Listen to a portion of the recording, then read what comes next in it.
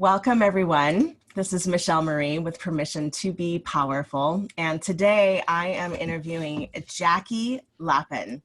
And I'm so excited she's here. I actually met her at a convention and found out that she worked with speakers and was really excited because that was something that I was stepping into. And welcome, Jackie. I'm so glad you're here. I'm delighted to be here, Michelle, and I love our connection. Yay.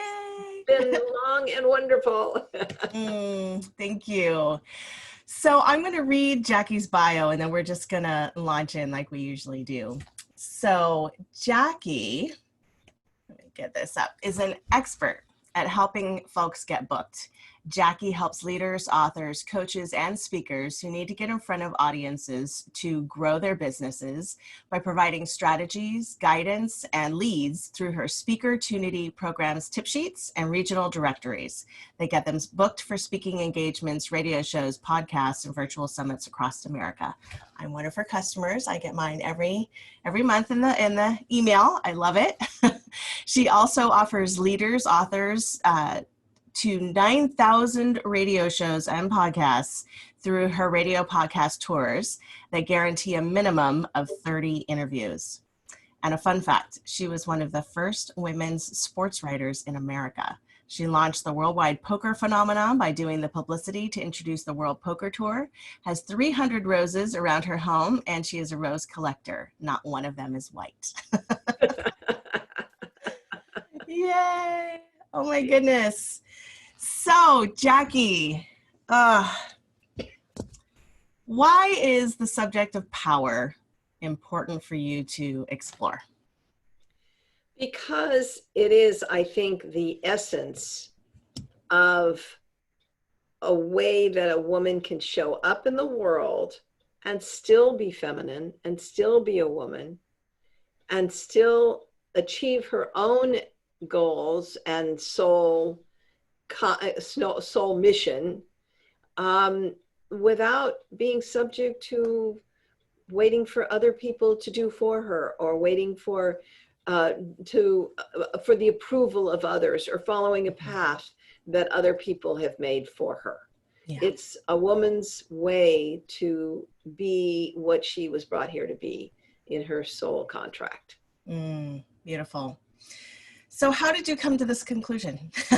What's been your experience? What was the training that you received? The messages you realized were bullshit that didn't quite fit? I think from a lot of ways, I'm different from a lot of other women in that it was almost innate for me. Because as a child, I was ostracized from my peer group. When I was 4, my father had cancer. When he recovered, we moved to a new area, and nobody wanted anything to do with me. They saw me as an outlier, and I'm sure a lot of other people have experienced that. Yeah. And so for me, my response to that was to go inward and become myself, my own person, to follow the inner guidance that I was being given right from day one. And that guidance was, you love writing, you love sports, let's put them together. And hey, that becomes a sports writer. And so for me, the power was in executing my dream. So just following that dream, doing what it took to get there. And, of course, my story, you weren't able to go into details, but at the 20, I was at the Detroit Free Press. 21, I was at the Associated Press and on the front pages of the LA Times. And 22, I was at the Washington Post. So for me, power was stepping into who I really am. Yeah. And following that. And I say that my whole career has been following the breadcrumbs that the universe leaves for me. And power is in doing that. Yeah. And just not being courageous and not allowing fear or what other people say to you to stop you from going forward. Yeah. Yeah. So I think that, you speak to,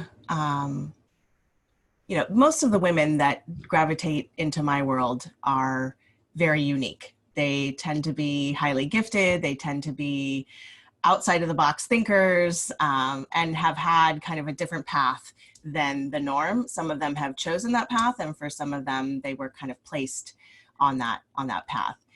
And I love the way that you describe that, because I think that that's what I would love to help younger people who maybe think that there's something wrong with being that outsider, to really understand that in essence, that's really their superpower. Like if they can fully embrace it, then that's going to be their fuel to continue to move into their dreams, rather than going into a place of, you know, depression or hopelessness, or, you know, I'm never gonna be loved or liked, or, you know, whatever.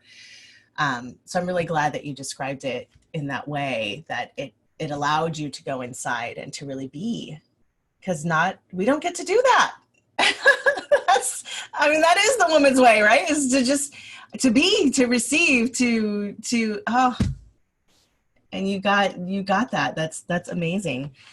So because you were an outsider, how did that affect your ability to be vulnerable with others? Well, I think that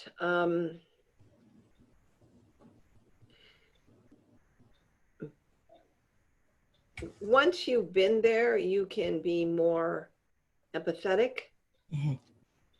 more conscious of what other people are going through.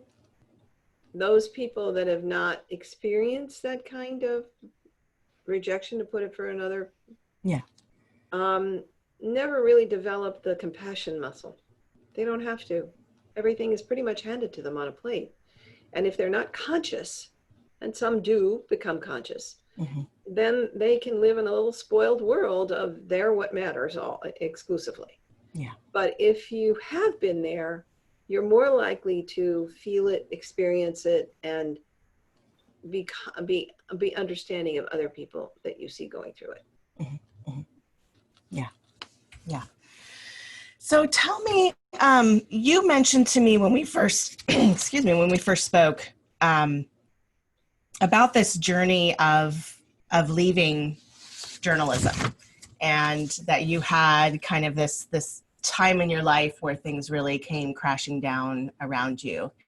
And so I would love for you to speak to that, because I know that, you know, it's easy to talk about power when we're in a good space, when life is going well and things are hopping along.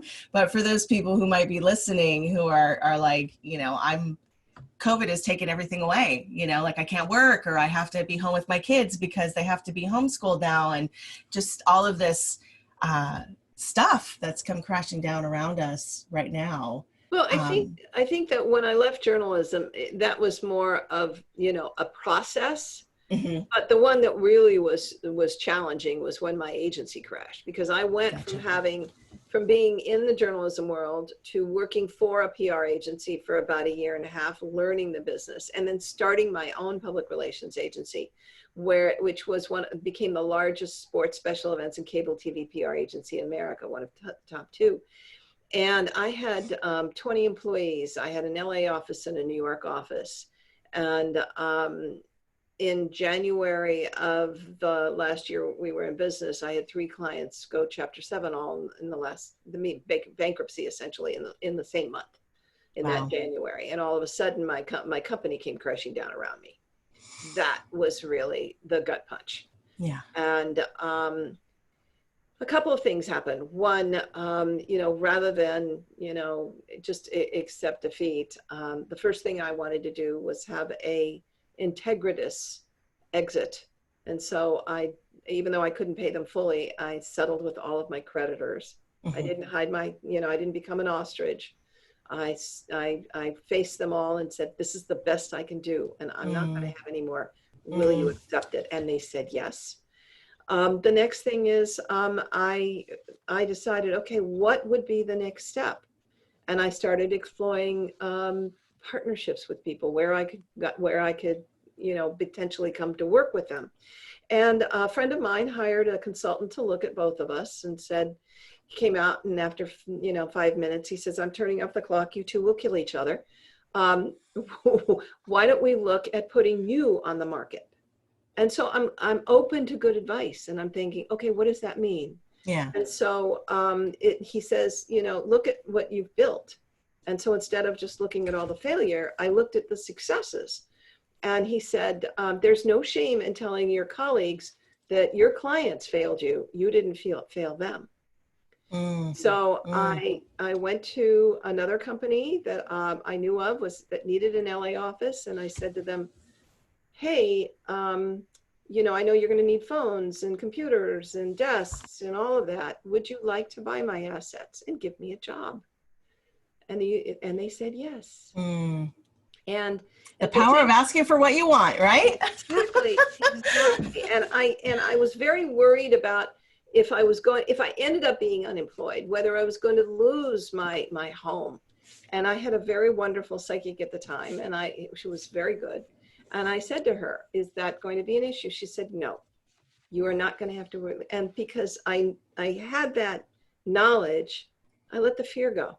Yeah. I said, fine, yeah. I'm going to be okay. I'm going to keep my house. It's just, what is my next step? What am I going to do? So it's not about sitting there and feeling that, you know, nothing's going to get better and you're locked and you're confused. All you have to focus on is, what is the next step? Yeah. What can I do right now that is going to potentially put me in a better position?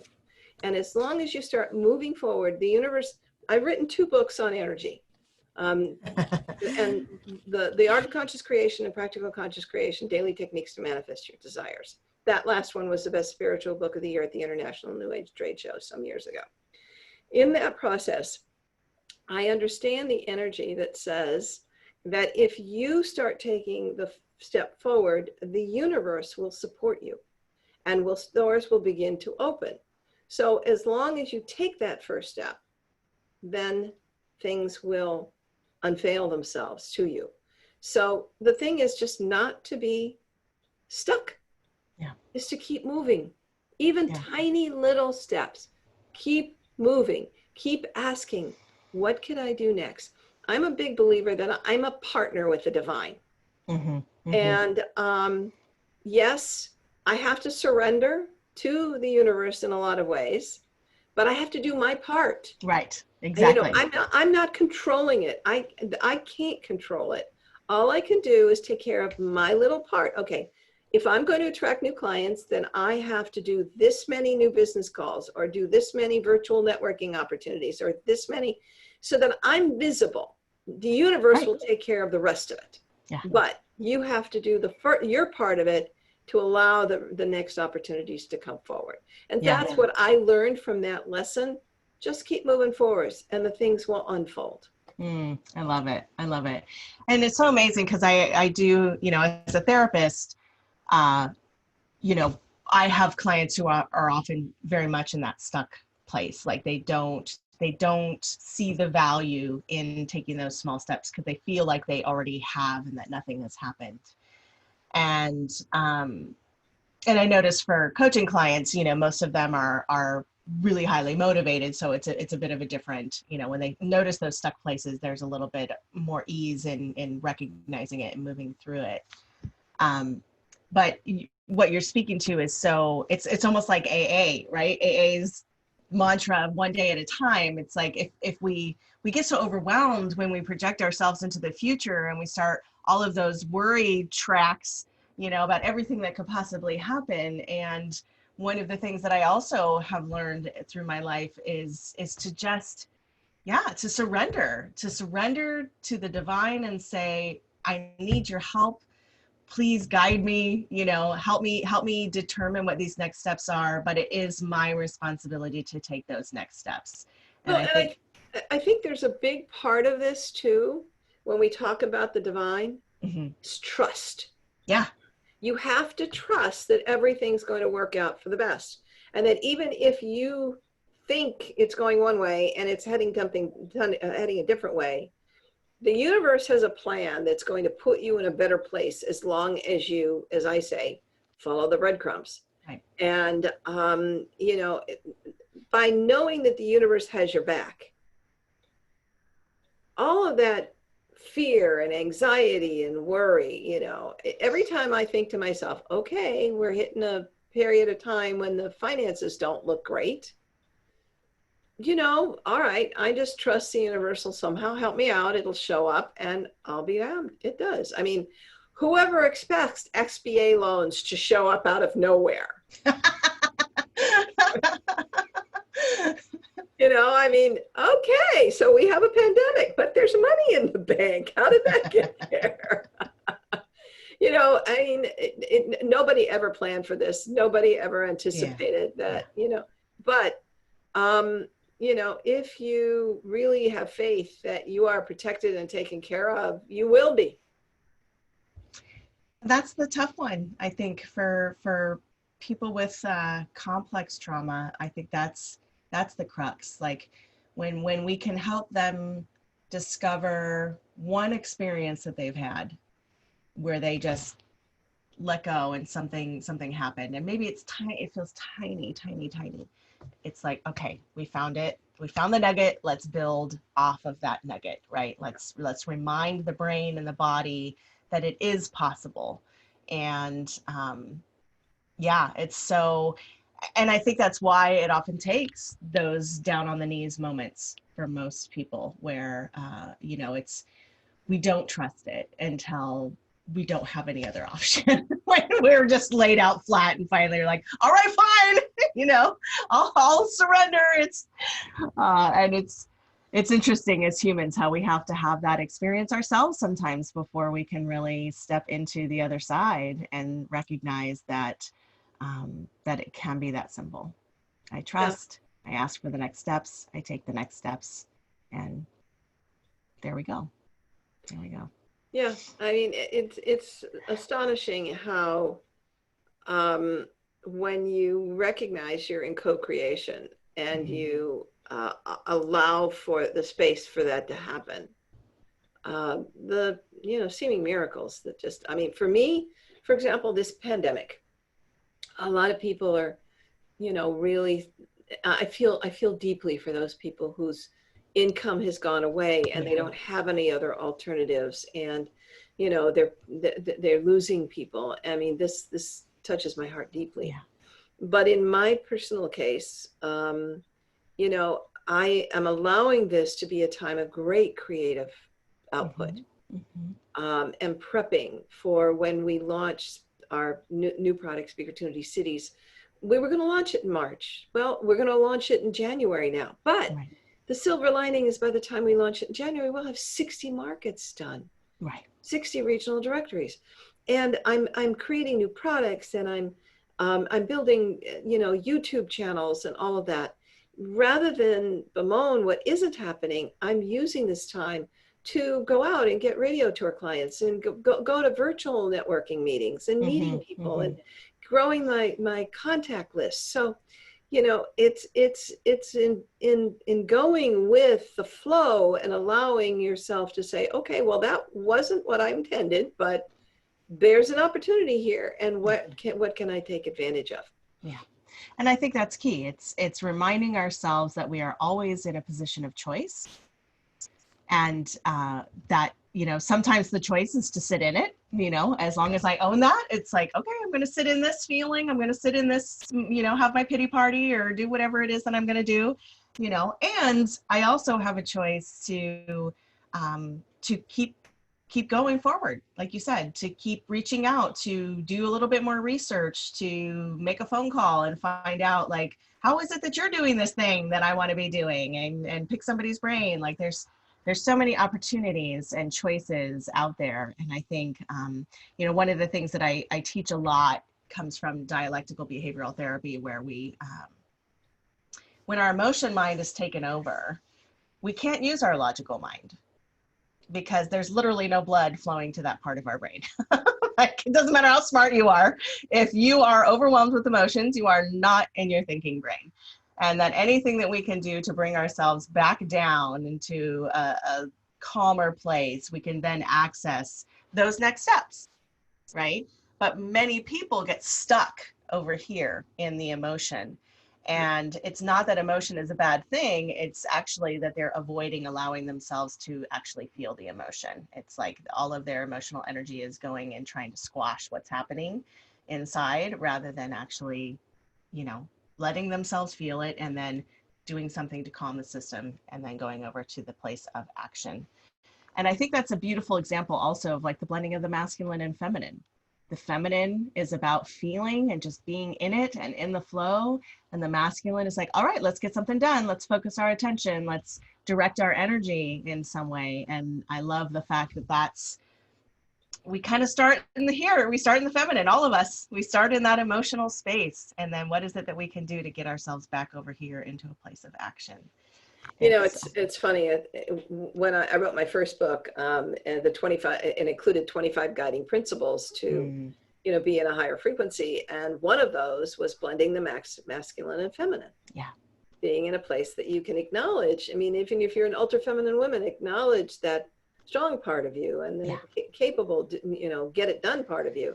And at the same time, if you're over here on the more masculine, as I am, to, you know, open and be more in the feminine. That's the one I have to work on and be more in the receiving state, because Bake has basically taken care of myself since I was 17 years old.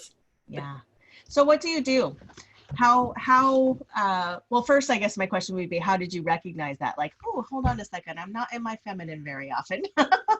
And then what is it that you do to bring yourself back into some of that feminine energy, recognizing that that's all it is helping you balance out, right? That if any of us stay on one end of the spectrum too long, we're kind of lopsided, you know, we have both inside of us. Well, I had an interesting, you know, beginning of my life. You know, here I am, one of the first women sports writers in America. So obviously I had to have enough strong personalities, you know, masculine traits to stand up to them, show them that I was as good as they were. Right. And at the same time, I was the girl in their midst.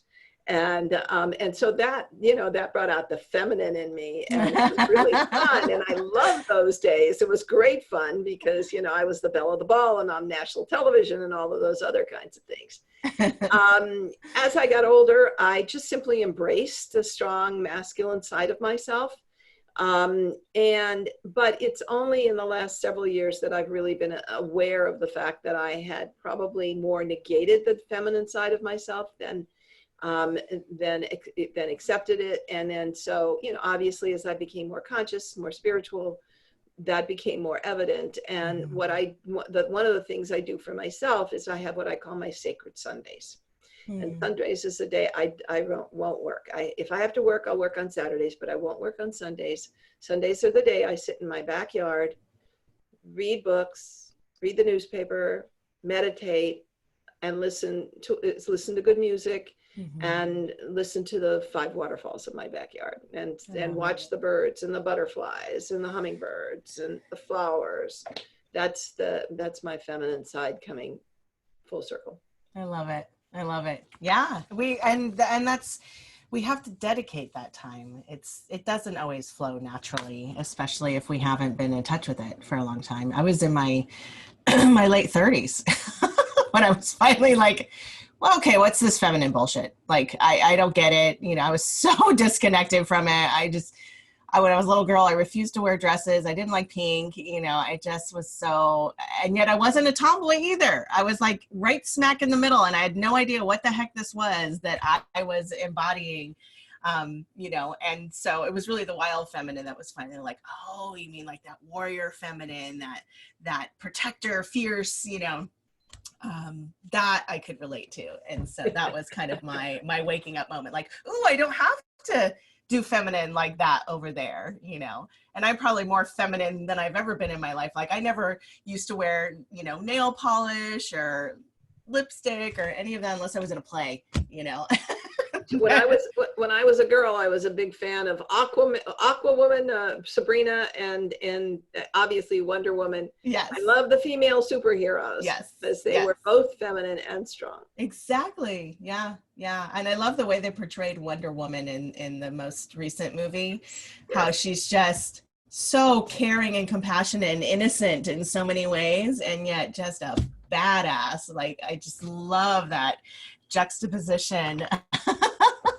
I think that's awesome. It's supposed to come back this year, so. Yeah. Barring film debut problems. Yay, I love it.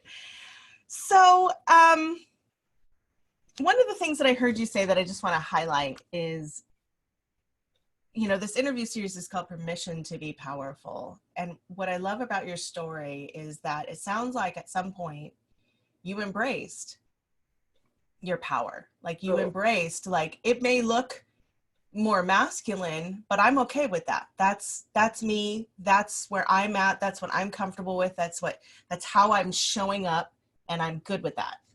Can you tell me a little bit about that process? I can tell you two specific incidences when I realized my power.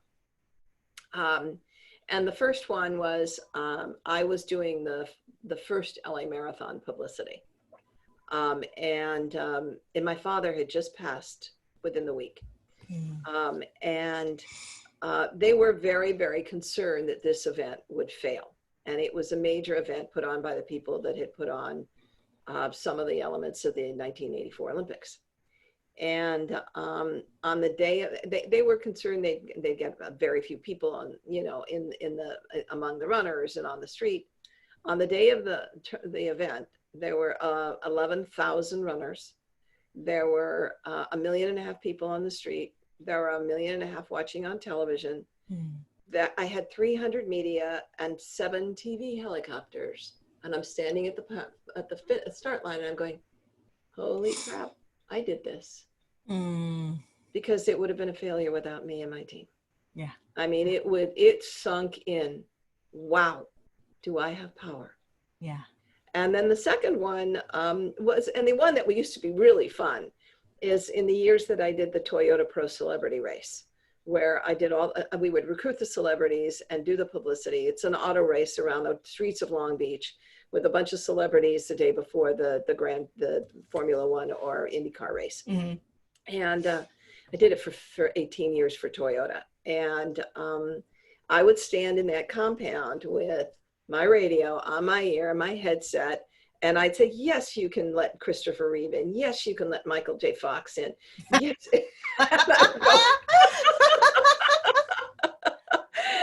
And you know, and the media, and you know, and it wasn't just letting people in, it was making sure that everybody who needed things got what they needed, so that everything was a success. And it was like orchestration. It was like being a conductor. And when you're standing in that place and making everything happen, and you're moving this person here and this person here, and you're making this happen and this happen and this happen, when you have challenging celebrities to work with, clients to meet, media to appease, it was a dance. And knowing that I was at the center of that dance and I could make it happen was another validation of my power. And, you know, the big thing was not letting it get to my ego. Yeah. It was more the realization of the impact I could have, as opposed to I'm the queen bee. So let's talk about that for a minute. I think you just hit on something major. So when I work with women on increasing their visibility, you know, we have to break through all of those barriers, right? Of what does it actually mean if I show up fully? Like, I could get attacked. I could say the wrong thing and people could blast me. I could, you know, is what I'm saying important enough? I don't have enough degrees or certifications in order to stand up on the stage and say this thing, you know? So there's a lot of things, like I work with women who are experts at what they do, but they still struggle to really put themselves out there in a really big way. And I think one of the things that I've noticed that can come up is this like fear of appearing arrogant, right? Fear of owning their authority, because that might make them appear arrogant, mostly because they've seen a bunch of men who appear arrogant when they are, you know, touting every single thing they've ever done before they start their speech, you know, or whatever it might be. Well, so I would love to explore for a minute just that difference between, like, I get to be proud of something that I've done. Like, I get to name that I was the orchestrator of this dance, right? Versus coming from that ego place of like, this is the only way I can get validated, is to make sure that you are hearing it and that you're adoring it, or that you're reflecting it back to me, or whatever that ego piece is asking for. So for you as a woman, because I think this is huge, so many women stop themselves from being proud of who they are or what they've accomplished because of that fear of appearing arrogant. Well, I think there's also another element, and that is the years when men would call women a bitch, or you know, accuse them of being strident and bossy, exactly, and the fear of stepping into that appearance. I think the first thing is you can have quiet confidence. Yeah. You know, you just be confident of who and what you are. That's the first and foremost. Knowing who you are, what you can do, and being proud of it. Just being proud of it. Yeah. The next thing is, obviously, you can speak with authority, but you can also speak with compassion. Yeah. You can speak with kindness. You can actually order people around and do it in such a nice way that they never feel like they're ordered around. You know, they feel like they're supporting you and they're helping you. Right. If you come from a place of service, I am in service to this group, this audience, it behooves you to stand up and be powerful, because they're looking to you for leadership. I love that. Yeah, that's key. That's absolutely key. And that's something that I talk about, that it's about showing up in service. And that even when you're selling from the stage, it's the same thing. You're selling from a place of service. You have something to offer that is valuable. Like I heard somebody say the other day in it, Facebook Live, that she was doing about I think Facebook groups and how to leverage them and things like that. And she was talking about how if we were a brick and mortar business, would we feel ashamed of selling? Like if we had a product, would we be like, oh, I'm selling too much. I'm talking too much about my product. Like, no, of course not. So if we're business women and our product is our service, why the fuck would we feel so crappy about saying, hey, check it out. I got a service that you could really use. Or I've got a service that I think would really benefit you. Let's talk about it. You know, or I would love to support you in this way. Like, let's have a conversation. Like, why would we think that we were overselling by speaking to, you know, it's like, it's crazy. Like in this internet marketing, it's like you have to do all this grooming before you can ever open your mouth and say that what you do. And it's like, to me, it's reverse. It's like, I want to be transparent. I am a transformational coach and a speaker trainer and a therapist. That's what I do. Great. Now that we know that, like, we can put that aside. And you have to think of it as an invitation. Exactly. You're not shoving it down somebody's throat. You're making an invitation. Right. To say, look, if you think there's value here, I would love to take you to the next step. Yep. If I've already given you something you can use, just think I have so much more for you. Let's work together. I mean, it's in the delivery and the intention. Yeah. If your intention is to serve, the delivery will make itself known. Yeah, I agree. It's all about the intention, right? And if we can wrap our heads around that intention, that this is a service and that it has value. Exactly. I tell people who are beginners for stage, who are, you know, they suffer from that, the world's #1 fear of public speaking. Right. I say, if you stand on that stage and remember that you're in service to those people, they don't care what you look like. They don't care how you present. They don't care whether you skip over your words. What they care about is, do you have something of value that's going to help them improve their lives? Yep. And if you come for that place, as you're delivering whatever you're delivering, you should have no butterflies. Yeah. Well, it's interesting because I've spoken about this before too. Like I've been on stages since I was 7. I want to puke every single time. And I know what I yeah. That's just the reality of my experience, you know, and I want to puke or I think I'm going to pass out or have a panic attack or something, like every single time. And what's interesting is that, you know, when I was in theater, it was a lot less. Like I would get nervous, but I was more excited, you know. I was more nervous about like forgetting my lines or something like that. But when I became a speaker, because these are my words, this is my wisdom, I'm sharing something of me. Oh my God, that anxiety went through the roof, and I just had to learn to reframe it. You know, that this is so important to me. Of course I'm nervous about this. Like, yes, I'm about to share something super important. And also that I have to build my energy because I'm going to be dispersing it to the audience. And so that energetic quality of the anxiety is actually like getting my body and my system ready to like project and to really be a presence for the audience. And so I've just learned that that's just what happens in my body. And that once I open my mouth, everything's going to be fine. You know, I've never passed out yet, and I'm, you know, 48 years old, you know, like it hasn't happened, and it's doubtful that it's ever going to happen. But Barbara DeAngelis taught me an exercise that I really love. And before I go on stage, I open my portal. I allow the divine to basically come down with the messages and the energy comes into my heart. And I do this very quietly before I go on stage. Comes into my heart. I see it going out into the audience and going into their hearts and then back up to the divine.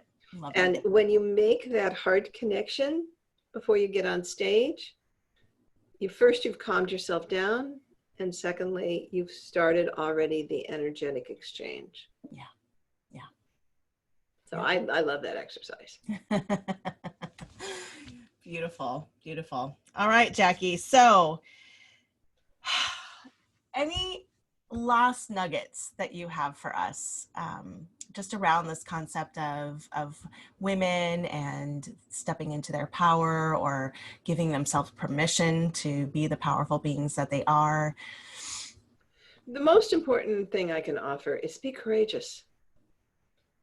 There's a part of you that is courageous, that is ready, willing, and able to take whatever the challenge is, just take in a big, deep breath and say, okay, I'm going to have to face this. Yeah. And I'm going to do this, you know, knowing that the divine is at my back. And I have to step into this. I mean, I have to deal with issues that are unpleasant all the time. But the more you run away from them, the more they're going to come back and bite you in the ass. The more that you actually step into it. And I always think, if something comes up overnight that upsets me, I do not respond right then. Yeah. Oh, yeah. I wait until the next day.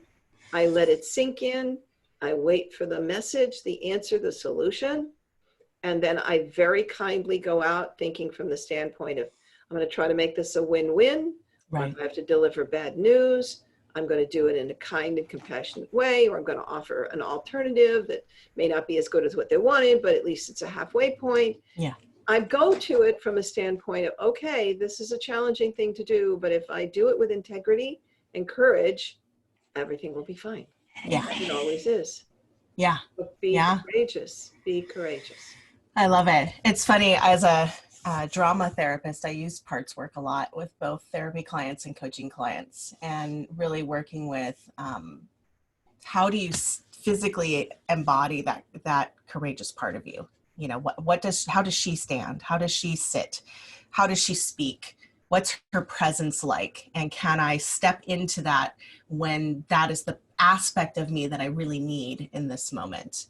And we're complex beings, you know, there are times when I need to be fully in my heart and in my compassion, you know, but there are also times when I need to, you know, step into a more powerful version of myself, you know, not powerful, because compassion is powerful. Like I want to restate that. But when I maybe need to step into a more forceful part of myself, or a more dynamic part of myself, or whatever it might be. And so that work of literally like playing with that in our bodies and our vocal qualities can be so helpful for those moments where, you know, it's not that we're pretending and we're stepping into something that's not true. We wouldn't be able to do it if it wasn't in us. Right. Like, it's already there. All we have to do is access it and really fully embody it. And then here we are, you know. Stand up for yourself, but just do it in a nice way. Yeah. Beautiful. Thank you, Jackie, for this conversation. I so appreciate you. It is a joy to be here and to contribute. Yay. So you have a couple free gifts for us, right? Sure. So, you know, my mission, as you said, is all about helping people get booked. And we do that with our SpeakerTunity resources. And anybody interested is welcome to go there and explore. But I have two gifts that I think would be very helpful. One is called the Relevant Strategy Sheet. So if you're going to book yourself for speaking engagements, you have to pitch yourself to a speaker booker. So if you get this Relevant Strategy Sheet, it's going to ask you, you're going to answer 12 questions that is going to tell you how you are relevant to that particular speaker's audience. And it might be different for different audiences. Right. But what it does is it defines for you what you can put in that proposal letter. I love it. What's going to make you relevant to that booker. Yeah. So you can go to relevantstrategysheet.com. Okay. And take advantage of that. Now, the other one, now, we were talking about offering from the stage. Yeah. One of the ways that you get people engaged with you is through free things. And if you think that an ebook and you know, and a strategy session and an e-course are about the only way that you're going to get people engaged with you from the stage, you are really behind the times. There are 44 ways for you to seduce your next client from stage, from podcasts, radio, virtual summit, and virtual networking. You're going to get a list of virtual networking opportunities where you can actually go out and connect with people all over, not just the US, but all over the world. But it particularly is going to give you an unending sense of a number of new prospects. So if you go to SpeakerTunity.com/seduce, I am going to give you an ebook that is going to give you those 44 ways.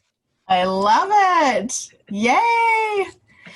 Yay. Oh my goodness. That's so good. That's so good. And for those of you who recognize that you're at that place in your business where speaking is how you're going to get your clients, and you know, when you're at networking events, you often have opportunities to do that, then Jackie has got some great resources for you, and I have some great resources to work with you on the actual speaking. And Here, a perfect duo, right? Yay!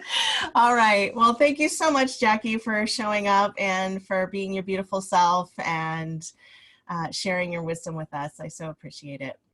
Bless you, and thank you so much for inviting me to the show. Absolutely. All right.